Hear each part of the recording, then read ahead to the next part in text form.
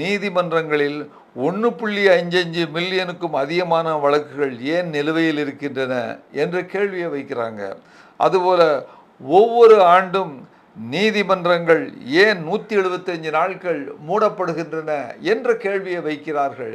இது எல்லா மனிதர்கள் மனதிலேயும், சிவிலியன்கள் மத்தியிலையும், மக்கள் மத்தியிலையும் எழுந்து கொண்டிருக்கக்கூடிய கேள்வி. அதுபோல சுமார் 33% நீதிபதிகள் ஏன் மற்ற நீதிபதிகளினுடைய அதாவது உறவினர்களாக உள்ளார்கள் என்ற ஒரு கேள்வியை வைத்திருக்கிறார்கள்.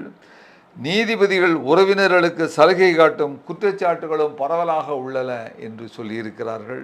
அதுபோல இன்றைக்கு பெண்களுக்கு 50% இடஒதுக்கீடு கொடுக்க வேண்டும் என்ற ஒரு செய்தியை வைத்திருக்கிறார்கள்.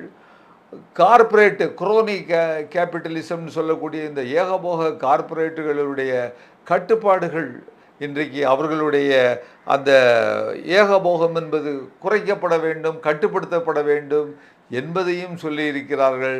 இப்படி ஏராளமாக அவர்கள் சொல்லியிருக்கக்கூடிய விஷயங்கள் இந்த நாட்டில் சிவில் சமூகங்கள், இந்த நாட்டில் உள்ள சாதாரண மக்கள், இந்த நாட்டில் உள்ள பெரும்பான்மையான கட்சிகள் தேர்தலுக்கு தேர்தல் சொல்லக்கூடிய கோஷங்கள் அவற்றை எல்லாம் அதை சாரத்தை எடுத்து இந்த காக்ரோச் ஜனதா பார்ட்டி வைத்திருக்கிறார்கள்.